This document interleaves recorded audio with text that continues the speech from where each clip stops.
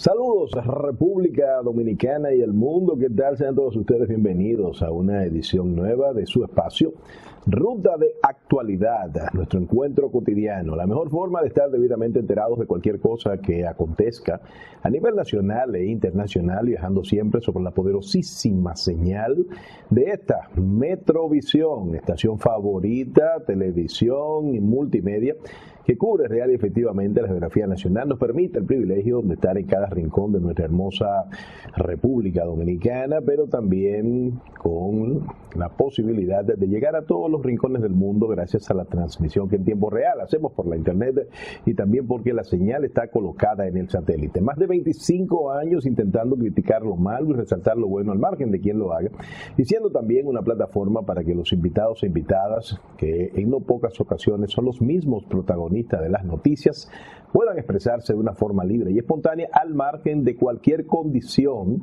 que pueda caracterizarlo, independientemente al credo político, situación religiosa, social, económica. Basta y sobra que tengan algo que aportar al debate, contribuir a las mejores causas o plantear una situación para que las puertas de este espacio estén abiertas.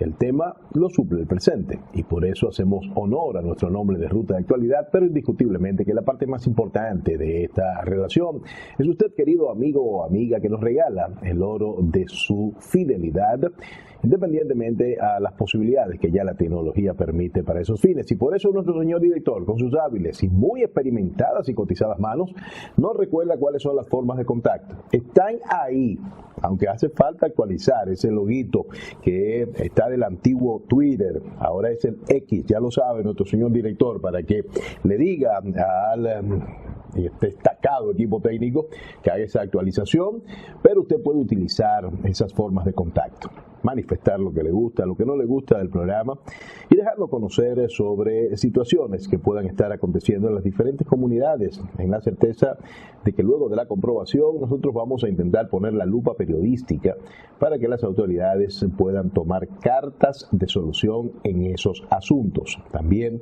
es muy, pero muy importante que usted sepa que todos los programas de Ruta de Actualidad están colgados en la plataforma de YouTube, de manera tal que si usted quiere volver a apreciar lo que aquí aconteció, puede hacerlo utilizando esa plataforma. La Ruta de Actualidad, su Ruta de Actualidad, está formalmente en el aire.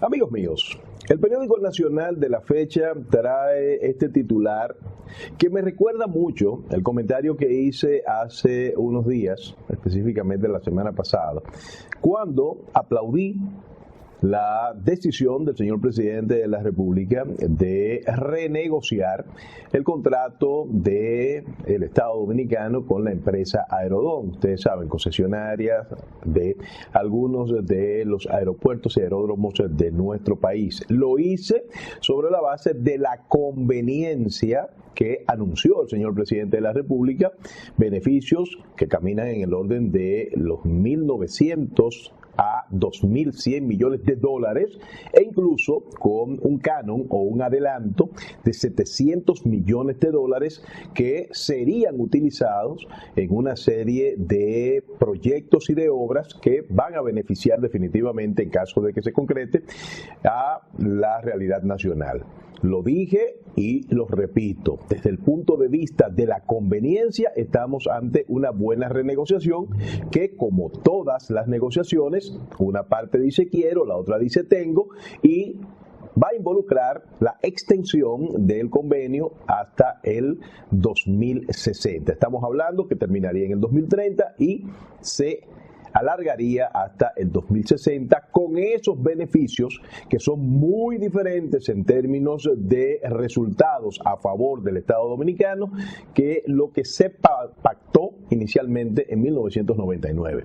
Ahora bien, también recuerdo que cuando el Movimiento Cívico Participación Ciudadana reclamó al gobierno que hiciera un ejercicio de muestra de ese contrato, es decir, que lo evidenciara, que se lo mostrara a la gente. Dije que eso, si bien es cierto, es importante, es bueno y es conveniente, es algo que se va a lograr y que se va a ver per se cuando la pieza llegue al Congreso Nacional, porque serán los legisladores quienes tendrán que evaluar, revisar, analizar a profundidad esa convención, que es el nombre técnico de los contratos. Por eso decía que si bien es cierto que es importante que ocurra ese ejercicio de publicidad, ese ejercicio de visibilidad, no es menos cierto que él mismo no había que pedirlo al Poder Ejecutivo, porque eso, por default, para usar una palabra común y corriente, iba a producirse cuando llegara a el Congreso Nacional. Y también recuerdo que dije, luego de saludar la información de la renegociación del contrato, que quedaba ahora en manos del Congreso hacer el análisis exhaustivo para establecer cuáles eran las cláusulas y esas letras chiquitas en caso de que las hubiera, porque nadie hace negocio para perder. Recuerdo, y el problema está ahí en la plataforma de YouTube, ustedes lo pueden buscar como muchas veces pasa. Recuerdo que dije que habría que chequear elementos tales como cláusulas de tarifas y una serie de características que pudieran afectar al usuario. Bueno, el periódico El Nacional de la fecha trae esta información diciendo que Aerodón va a aplicar, según el contrato, pudiera aplicar ajustes tarifarios por inflación a los pasajeros. Y es parte de lo que establece este acuerdo enviado al Congreso por el Poder Ejecutivo, que amplía por otros 30 años la vigencia del que vence en el 2030 y que fue remitido en el día de ayer a una comisión. Miren, esto hay que analizarlo bien, y es ahora el trabajo del Congreso, porque nadie hace negocio para perder. Entonces, yo no estoy satanizando per se el hecho de que se puedan hacer reajustes por inflación. Lo que hay que definir bien cuáles son los alcances, cuáles son los montos, cuáles son los impactos que pudieran tener esos reajustes, que son válidos, pero siempre y cuando se hagan en el marco de lo razonable, en el marco de lo comercialmente aceptado. E insisto en mi llamado a que el Congreso haga un ejercicio correcto de valoración, de análisis, si tiene que apoyarse en técnicos, en expertos, hacer vistas públicas o lo que sea, que lo haga, porque los beneficios que anunció el señor presidente de la República son aceptables, son aplaudibles, son correctos, porque estamos hablando de que el Estado ganaría cerca de 2.000 millones de dólares, que no lo está produciendo, que no lo está generando, que no se está beneficiando. Entonces, eso de por sí, usted puede estar o no de acuerdo con las formas, pero en el fondo, eso es algo importante y eso es algo que se necesita, se aplauda, y hay que reconocer que fue una buena negociación desde ese punto de vista. Ahora bien, falta analizar la profundidad del mismo, porque esto que establece el periódico El Nacional, potencialmente un ajuste tarifario por inflación a pasajeros, puede ser entendible sobre la base de escenarios razonables, pero también tiene que ser analizado para que no se convierta en una licencia, en un bueno y válido para un escenario donde todos salgamos perjudicados. Entonces, la responsabilidad ahora es del Congreso de hacer el trabajo de representación, que es una de las 3 encomiendas que le da la Constitución a nuestros legisladores: representar, legislar, fiscalizar. Pero tienen entonces que hacer el trabajo de representación de esa colectividad que los puso en esas curules, para que estos ejercicios de evaluación se hagan con la mayor rigurosidad posible. Entonces yo quiero hacer esa petición, En una negociación una parte dice quiero, la otra dice tengo, pero hay letras chiquitas. Entonces eso es que hay que analizar en este momento. La renegociación, en términos macro, correcta, usted tiene un contrato que no le estaba dejando beneficios suficientes, que usted tiene ahora uno más clarificado, que tiene una proyección de beneficios sobre los 2.000 millones de dólares. Excelente. Eso no lo puede negar nadie. Ahora bien, vamos a analizar en qué se basa ese contrato. Nadie hace, insisto, son 4 veces que lo he dicho en este comentario, nadie hace negocios para perder, y vamos a ver cuáles son esos mecanismos de retorno que va a procurar esta empresa concesionaria, que no afecte a la larga, a la mediana o a la corta a el interés nacional. Entonces, eso es lo que hay que analizar, y eso es lo que se espera y eso es lo que se aspira.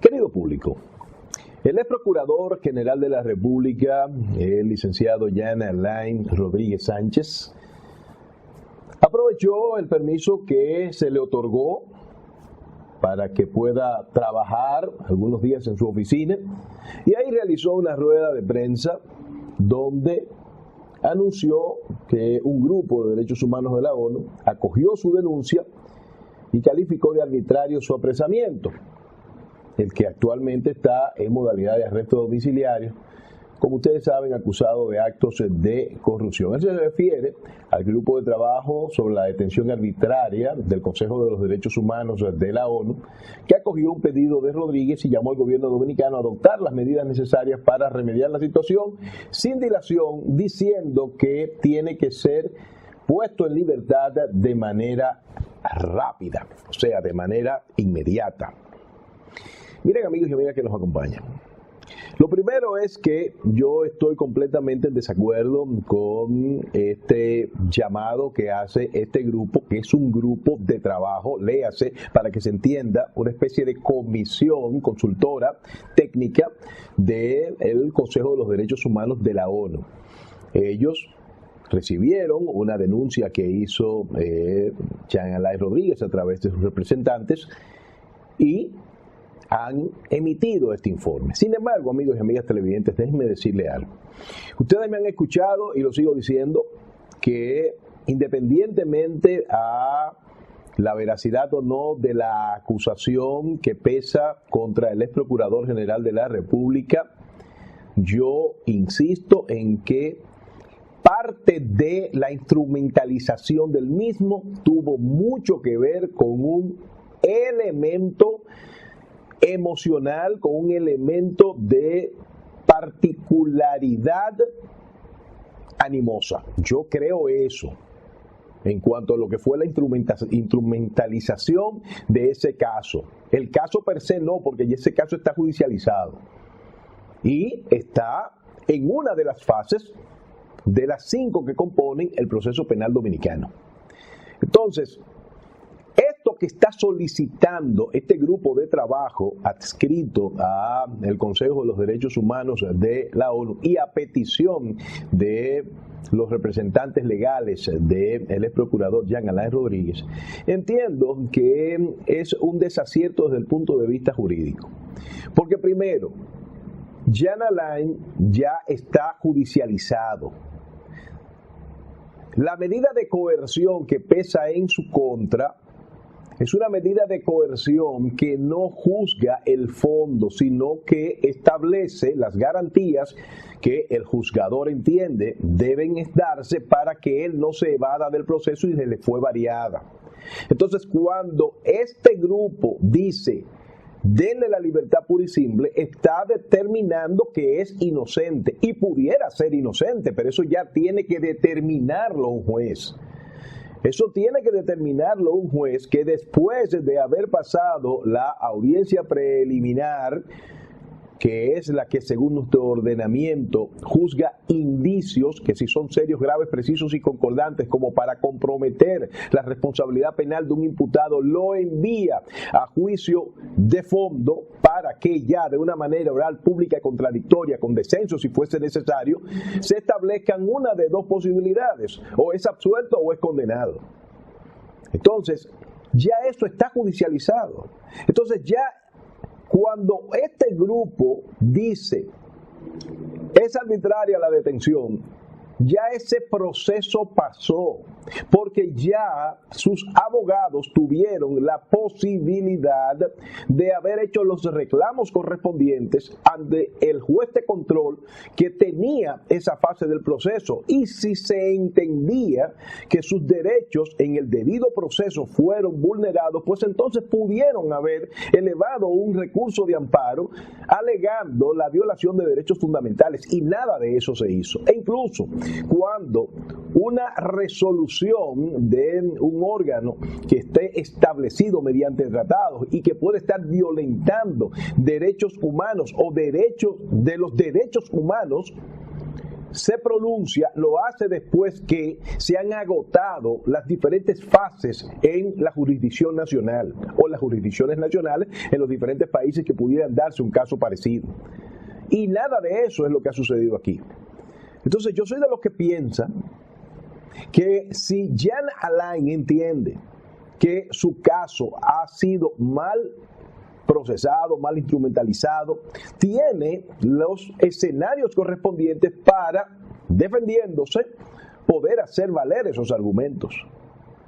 Y pretender que este grupo de trabajo, entiéndase, no es la ONU, es un grupo de trabajo adscrito a el Consejo de los Derechos Humanos de la Organización de las Naciones Unidas, haya dado esa opinión, no es vinculante y mucho menos mandatoria a el sistema judicial dominicano.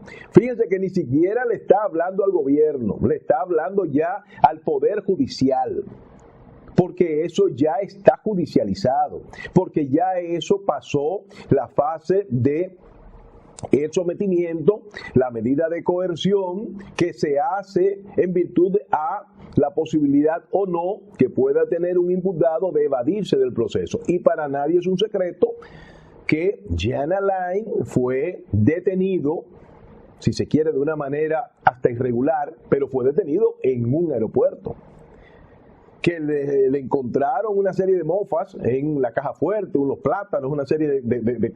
Todo eso está ahí. Entonces el juzgador pudo perfectamente entender que podía haber peligro de fuga. Pero cualquier situación de inconformidad está dentro de las plataformas que usted tiene para hacer valer la misma. Y si sus representantes legales no lo hicieron, entonces mucho menos lo va a hacer un cuerpo técnico foráneo. Si usted entiende que la prisión es ilegal, y así fuese, pues para eso hay instituciones como el habeas corpus, que permitirían que usted perfectamente pudiera ser devuelto a la situación de ciudadano libre en caso de que así fuera.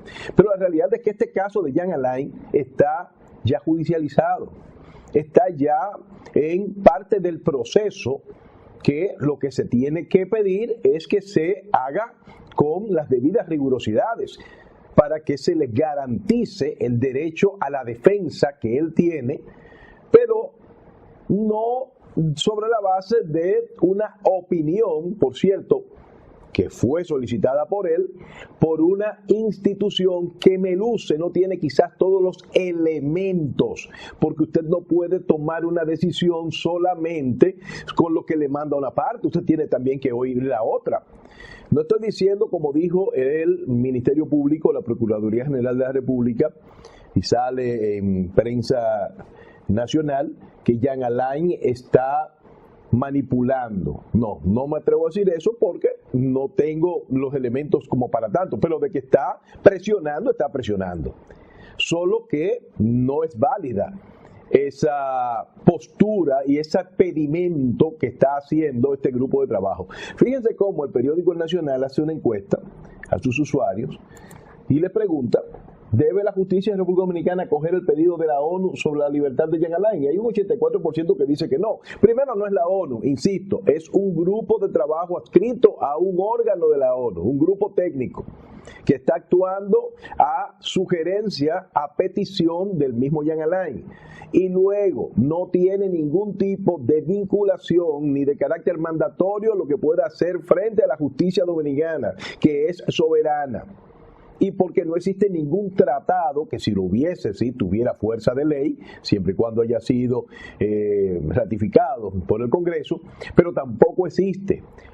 Pero no se compadece que usted esté solicitando libertad pura y simple para una persona que está ya judicializada, porque eso solamente lo puede hacer una sentencia, y una sentencia ya en la jurisdicción de juicio, porque si fuese en la fase preliminar, en la audiencia preliminar, entonces ahí lo que se pudiera producir en caso de no encontrar indicios sería un auto de no al lugar. De todas maneras, entiendo que es importante hacer esta aclaración.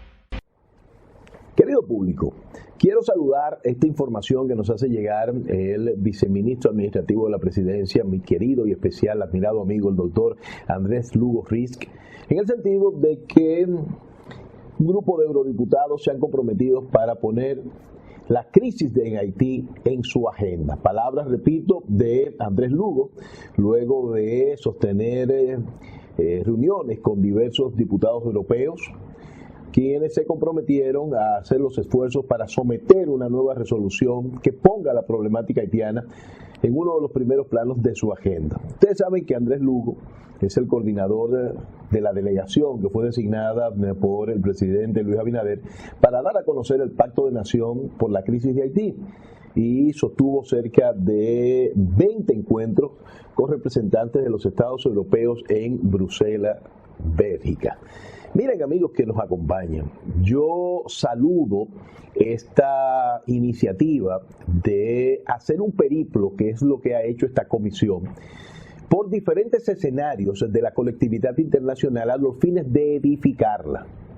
Pero edificarla sobre qué? Edificarla no solo sobre la situación que tenemos ahora mismo con la vecina República de Haití en lo que tiene que ver con las aguas del río Dajabón, llamado Masacre también, sino en que esto que ellos están planteando no es la posición del gobierno, sino la posición de la sociedad dominicana, expresada luego de un ejercicio de consultas que fue realizado por instrucciones del presidente Luis Abinader y bajo la coordinación y liderazgo de Andrés Lugo, que durante varios meses sostuvo todas las reuniones, todos los encuentros, todos los acercamientos con los sectores políticos, sociales, económicos, religiosos, académicos, técnicos, a los fines de poder lograr tener una opinión consensuada, que es precisamente lo que se ha estado dando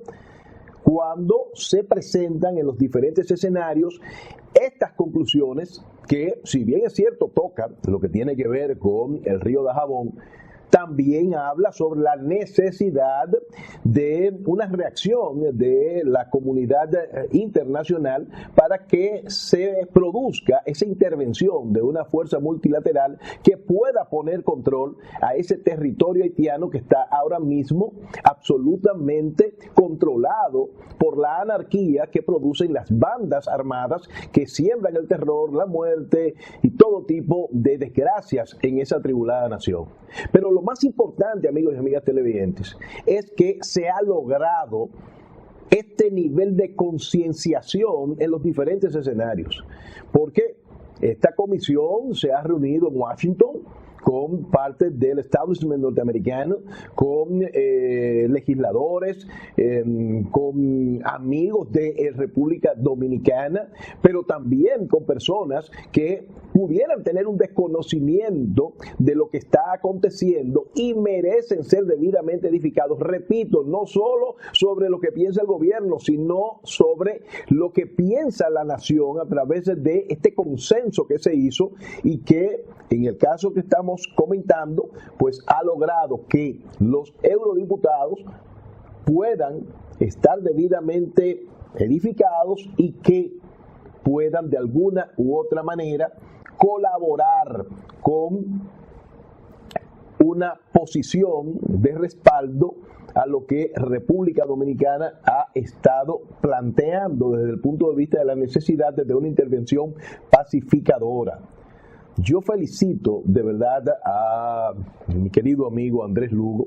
Andrés Lugo es uno de los jóvenes brillantes de la colectividad política nacional, una de las personas clave del presidente Luis Abinader, a quien se le encomiendan funciones de alto nivel, en la certeza de que, como ha sido la historia comprobada, él tiene un buen nivel de ejecución, un buen nivel de efectividad, y eso es precisamente lo que se espera y eso es lo que se está dando en esta importante jornada de concienciación que se está haciendo a nivel internacional, porque, señores, Haití también está haciendo lo propio. Fíjense cómo el primer ministro haitiano, Ariel Henry, se reunió con el ex premier británico Tony Blair, tratando la posibilidad de su mediación a través de la fundación que él tiene para que se pueda llegar a un entendimiento con República Dominicana en cuanto a lo que es el río Masacre, el río Dajabón.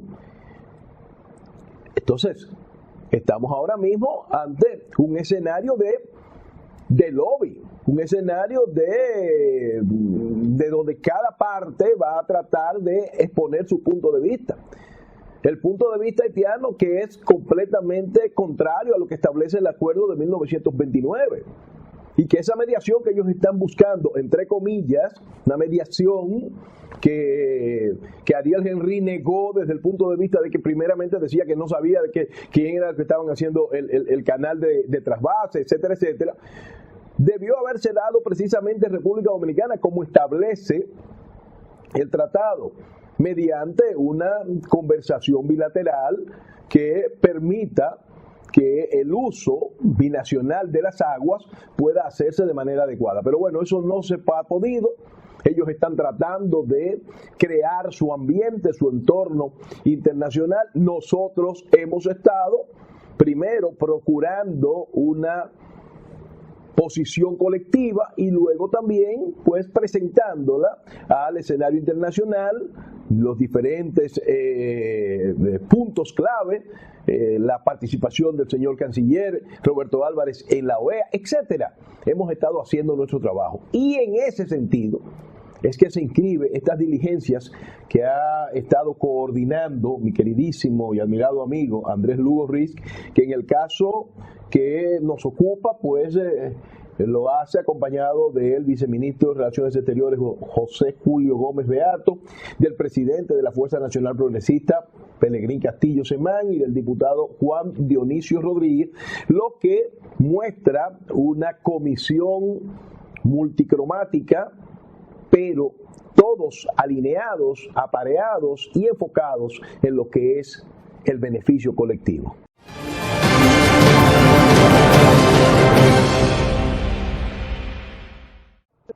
Querido público, la tragedia se dimensiona, se hace más fuerte lo que aconteció el pasado sábado en República Dominicana con el paso de este disturbio atmosférico que provocó grandes inundaciones, crecidas, daños, fatalidades en todo el sentido de la palabra.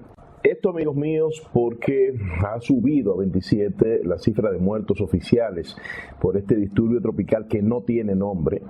Eso es una de las características que, a diferencia de otros momentos de calamidades del país donde se ha podido establecer de qué se trata el ciclón tal, la tormenta tal, pues aquí no se ha podido eso. Y el último reporte de las autoridades indica que son 27 el número oficial de fallecidos como consecuencia de estas lluvias torrenciales que afectaron al país el pasado fin de semana. Sin embargo, hay que aclarar algunas cosas porque una una nota de prensa que emitió el Ministerio de Defensa indica que por lo menos hay 30 personas fallecidas por el disturbio tropical. Eso tiene que ser apareado, tiene que ser alineado, tiene que ser confirmado y más que todo pues conciliado, pero la realidad es que estamos ante una tragedia de proporciones mayúsculas. El disturbio tropical que dejó el mayor volumen de precipitaciones registrado en el país, estamos hablando de 431 milímetros, y que desplazó a decenas de miles de personas a lugares seguros. Hasta el momento, porque es una cifra que todavía no termina de ser debidamente computado, 7.412 viviendas afectadas, 55 comunidades incomunicadas, daños en 8 carreteras, 6 puentes, uno de ellos colapsó. Los servicios esenciales, el suministro de agua también se vieron afectados. Hay como 55, quizás más, acueductos fuera de servicio y perjuicio a cerca de 775.000 usuarios. Hablamos, amigos y amigas televidentes, de daños en todo el sentido de la palabra, y todavía hay comunidades que están muy pero muy afectadas. Es realmente una tragedia de proporciones mayúsculas. La lista de muertos la conforman los dominicanos Gregorio Castillo Ortiz, de 31 años, Eduardo Cabrera Castillo, 69, Solange Méndez, de 31, Omar Méndez Avilés, de 70, Juan Luciano, de 73, Carlita Luciano, de 73, también María del Socorro Luciano, de 53, Luis Silvestre Fernández, de 5, Ramón Rijo, de 9, Anabel Núñez, de 19, y junto a ellos Domingo Jiménez, de 72, Darixa Figuereo, de 27, Luis Felipe Luciano, de 8 años, Daciani Heredia Pérez, de 23, Ángel Mañón, de 67, José Guzmán, de 70, y Jesús Miguel Linares, de 19 años, el último fallecido hasta ese momento. También murieron los haitianos Boniel Doviel, de 40 años, Nayet Joseph, de 33, Riverson François, de 18, y Sancel Oguil, de 50 años. La lista del COE cita a los ciudadanos norteamericanos, puertorriqueños específicamente, a Wilda Vázquez, de 65, Michael Orozo, de 29, María Martínez Vázquez, de 31, y Ramón Martínez de Sani, de 75 años de edad. Una tragedia de proporciones mayúsculas que deja muchas lecturas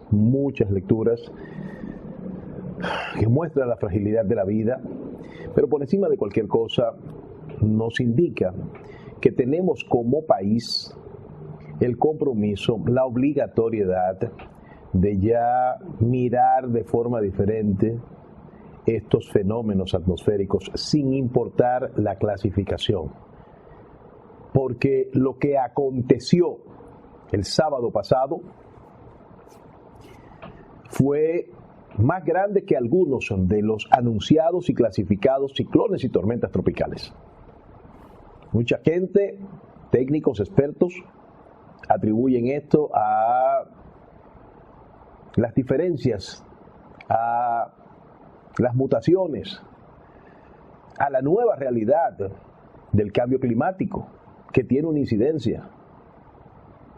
Se recuerda que hace un año, prácticamente, días más, días menos, el 4 de noviembre del 2022, el país y muy específicamente la capital fue sorprendida por un diluvio, 4 a 5 horas lloviendo, y eso nadie sabía nada. Pero no es que nadie sabía nada porque las autoridades no lo dijeron, es porque no existía en el ambiente una situación como la que aconteció hace un año. Ahora se sabía que venían lluvias, pero lo que se esperaba era una tanda de lluvias.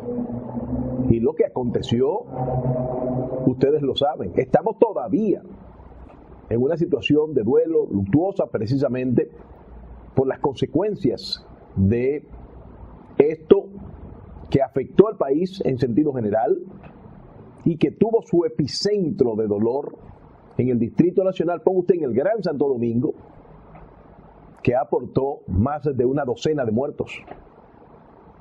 Entonces, amigos y amigas que nos acompañen, creo que tenemos que sacar muchas lecturas. Lecturas incluso desde el punto de vista no solo de lo que tenemos que hacer como estructura gubernamental. Y cuando digo gubernamental me refiero también a los gobiernos locales. No, o sea, vamos a generalizarlo como Estado, como país. Que tenemos que adecuarnos a una realidad que va a seguir sucediendo, porque esos son fenómenos imprevisibles desde el punto de vista de la magnitud. Usted puede decir, viene una tormenta, pero ya no sabe qué categoría, qué capacidad, qué nivel de daño puede tener. Pero también puede decir, vienen solamente lluvias y resultar lo que resultó. Entonces tenemos la obligación como nación, como país, como Estado, como colectividad, de reajustar las acciones y los protocolos que hacemos para ese tipo de cosas. Pero por encima de eso, tenemos también que entender que hay una realidad pluvial en nuestro país que ha sido afectada por un crecimiento demográfico y que nosotros sufrimos las consecuencias cada vez que cae agua.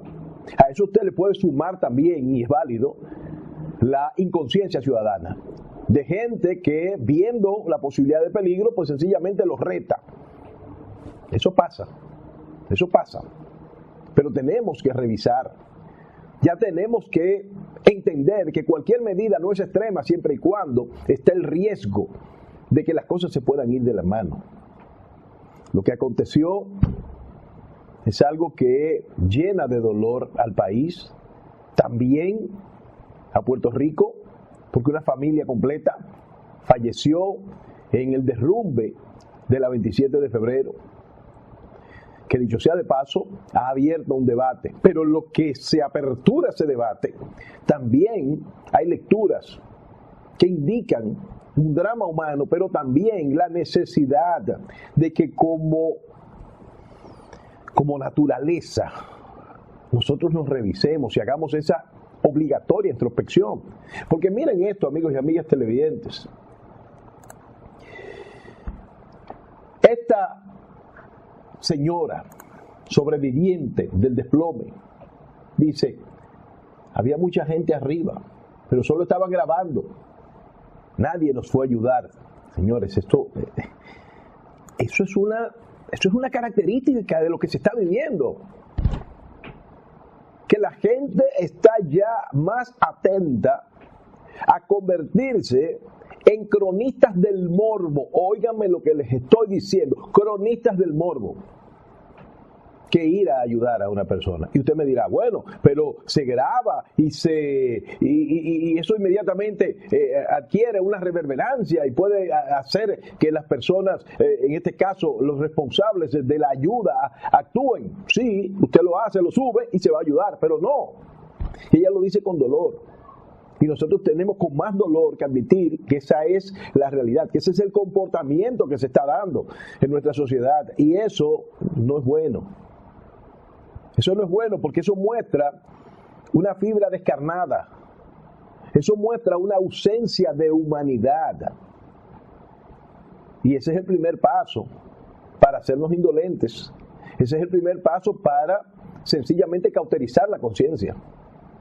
Por eso, yo cuando vi esto, me sentí muy triste, me sentí muy indignado, no solamente por lo que ella está describiendo, de lo que fue su experiencia sumamente dolorosa, de cuando ella pues se vio en medio de esta tragedia que le arrancó parte de sus familiares y lo que más me duele es que tiene razón cuando describe la indolencia de gente que prefirió ponerse a grabar que ir a ayudar. Y usted me dirá, bueno, pero no se podía hacer nada desde el punto de vista de que las losas eran muy pesadas. Ella logró salir. Ya logró salir por una fisura que tenía el techo del carro donde estaba. Pero el problema no está ahí, el problema está, no es que usted no pueda ayudar, es que usted no lo intente, que es ahí donde está el problema. Entonces eso muestra el drama pero muestra también una debilidad social. 9 personas fallecieron en ese derrumbe. Hubo sobrevivientes. Tengo entendido que 3 sobrevivientes, 2 de ellos ya han manifestado su testimonio. El otro es el de este señor, Wilson Sanán, que perdió desafortunadamente a su esposa en esa tragedia y que sobrevivió de una manera milagrosa. Entonces, amigos y amigas televidentes, yo entiendo, repito, que esto que aconteció nos da muchas lecturas frente a lo que tenemos que adecuar, a lo que tenemos que variar. Repito, como estructura estatal, gobierno central, gobierno municipal, si hay que hacer alguna adecuación a las leyes para involucrar también el gobierno legislativo, el escenario legislativo, pero por encima de cualquier cosa, una actitud que tenemos que tener como seres humanos, como comportamiento ante situaciones que no pueden seguir desafiando el sentido común y que, como la que estamos diciendo, en el caso específico de la señora, hacen necesaria una mayor humanidad, una mayor solidaridad. Lo cierto es, querido público, que al minuto que corre, esta tragedia, y específicamente lo acontecido en la 27 de febrero, ha generado un debate donde una parte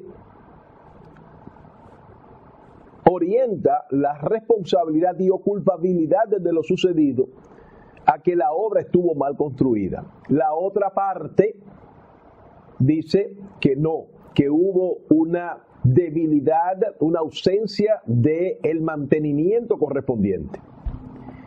Y déjenme decirle algo, si usted analiza ambas versiones, puede encontrar razonabilidad en alguna de ellas.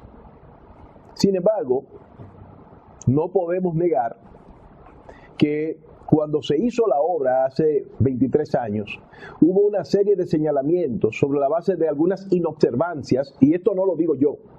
Eso, por ejemplo, lo dice el expresidente del CODIA, Martín Concepción, quien explica técnicamente una serie de datos, hace una serie de señalamientos de esta estructura que incluso algunas de ellas, de los señalamientos, fueron resaltados por la prensa de aquella época. Es más, a los pocos meses de haber inaugurado esa obra, que es una gran obra y que ha significado un gran beneficio para el descongestionamiento vial del Distrito Nacional, pero cuando esa obra se inauguró, a los pocos meses hubo que hacerle algunas correcciones. Y la prensa de la época habla de estas recomendaciones que hizo el CODIA, que en ese momento era dirigido por el ingeniero Martín Concepción, que hace, repito, una serie de puntualizaciones. Recuerda que se creó una comisión para estudiar la misma obra, integrada en aquel momento por los ingenieros Osiris de León, Alexander Holtison, Luis Carpio Montaz, entre otros, y que procuraba abarcar todos los ámbitos de la ingeniería para poder enfocar lo que estaba pasando, señalando temas, aspectos de las tuberías, del corte de las excavaciones, de pozos filtrantes y una serie de características y de elementos muy técnicos que yo no conozco. Quizás usted sí es ingeniero o ingeniera, arquitecta, profesional de la construcción, pero que fueron señalados y esto está ahí. Ahora bien, el ingeniero que diseña la obra, dice, me refiero a el ingeniero Reginald García, él dice que no colapsó la misma por una falla estructural, sino que fue por un problema de drenaje. Y hace una observación interesantísima cuando dice, si hubiese sido estructural, colapsa completa. Y solo se dio la parte que desafortunadamente afectó y se llevó la vida de 9 personas. Ahí hay dos versiones técnicamente argumentadas.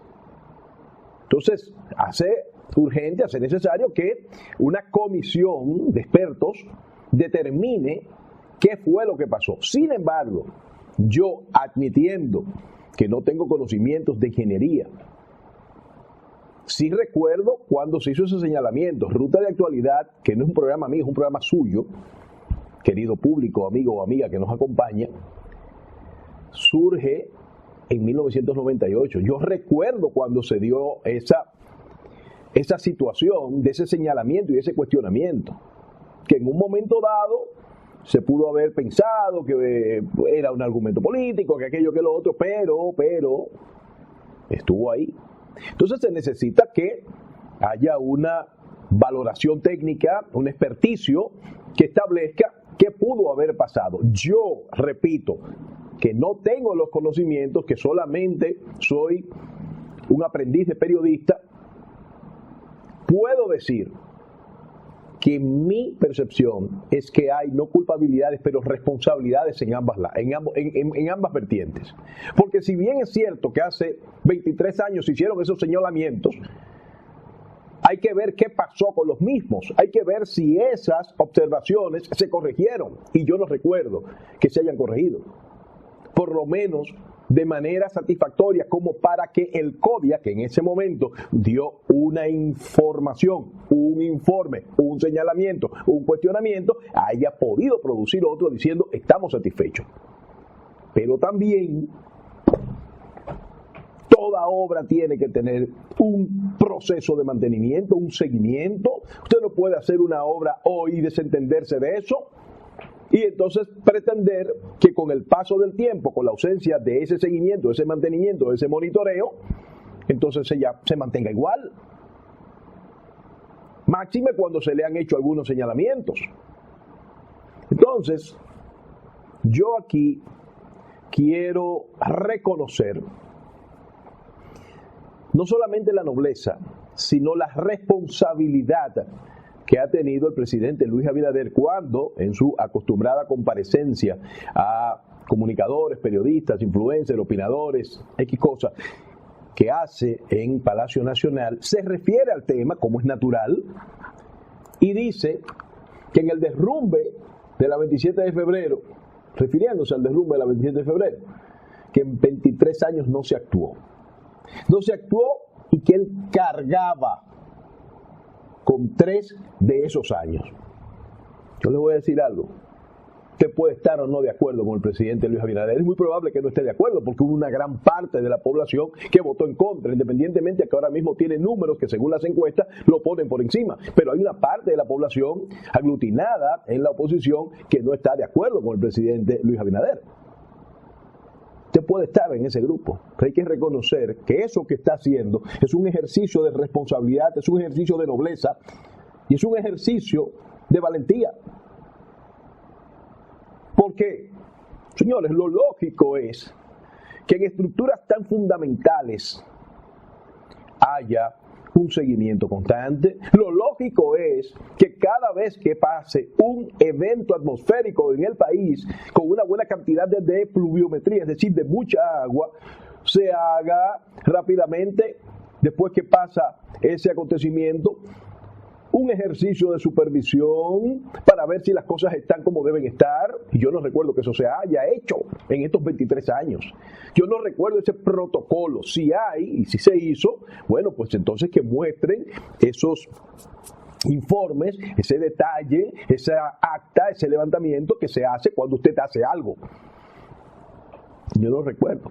Por eso entiendo que cuando el presidente Luis Abinader, que por cierto se refirió a eso e involucró a mi querido y especial amigo Osiris de León y le hizo una pregunta sobre el colapso, que vamos a pedir a nuestro señor director que nos muestre, y agradecer a Diario Libre por ese pietaje que nos cede de manera muy cortés. Él dice, fueron 23 años, no se hizo nada, no se hizo nada, y yo cargo con 3 de esos. Me parece noble, pero me parece valiente y me parece correcto admitir esa realidad. Es una debilidad. Que ahora ya con la desgracia, con la tragedia, lo que basta, lo que se necesita es ver cómo están las otras. Y por eso ha nombrado una comisión que preside el mismo Osiris de León. Mucha gente entiende que quizás él no debió presidirla por aquello de que él estuvo involucrado en la primera comisión que trabajó esa obra que hoy colapsó y que eso pudiera darle una situación de juez y parte, pero tengo entendido que la comisión lo que va a supervisar es todas las estructuras para establecer o un visto bueno o un señalamiento de posibilidades de mejoras o de objeción, de lo que usted quiera. El caso es que hay que hacer algo. Hay que hacer algo, porque esto que pasó, usted no sabe si puede pasar con otras estructuras. Porque como dijo el presidente Luis Abinader, han pasado muchos años y no se ha hecho ese ejercicio necesario de monitoreo. Ingeniero, ¿tuvo algo que ver eso con mantenimiento? No, en lo absoluto. En lo absoluto. Es un tema de origen. Todos estamos de acuerdo, todos los que hemos evaluado esto, tanto los que participamos en la comisión en el año 99 como ahora, que el diseño tuvo fallas de origen porque consideró que la roca iba a estar estable porque tenía un corte vertical y la roca no iba a empujar, pero no se tomó en cuenta la presión hidrostática que se podía generar cuando lloviera torrencialmente. Si se hubiese considerado ese aspecto y se le coloca un adecuado subdren más el anclaje, el paramento no hubiese fallado nunca. Quiere decir que no tiene absolutamente nada que ver con mantenimiento. Muestra de ello es que el primer fallo se produce 7 meses después de inaugurado el paso a desnivel, cuando todavía estaba nuevo. Pero aquí hay algo muy importante que también que se ha dicho. Hay un tema de credibilidad, señores. La sociedad tiene temor y esa es la realidad. Y por eso yo estoy creando esa comisión independiente que todavía no sabemos quién la va a integrar, quiénes van a ser los demás integrantes. Yo espero que sean decanos de universidades, personas independientes, para que le diga a la población lo que es seguro, porque eso es lo que se necesita, esa credibilidad es lo que se necesita ahora. Ahora, yo les quiero decir también algo. Pasaron 23 años después. 23 años. Desgraciadamente no volvió a pasar y pasó ahora con esta situación como nunca había llovido. Está el tema también que menciona el ingeniero de que se interrumpieron, bueno, y lo mencionó Delis también, se interrumpieron, cosa muy peligrosa, se interrumpieron todos los desagües, no solamente de la Máximo Gómez, sino también de las otras avenidas que había. Ese es un tema que quizás debimos discutir más. Y si se hubiera discutido más, al llegar al gobierno hubiéramos actuado hubiéramos actuado. Pero fueron 23 años que no se actuó. Y yo cargo con eso, con 3 de esos 23. Esa es la realidad.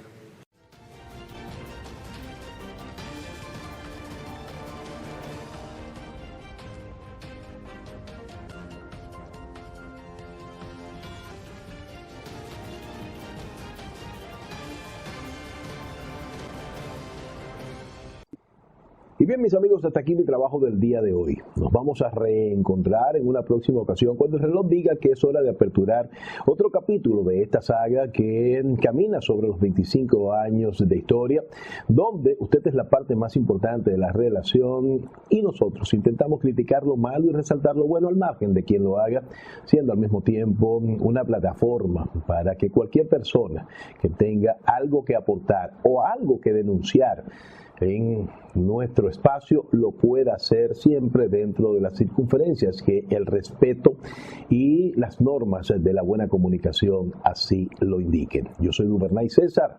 Nos vemos, si Dios quiere.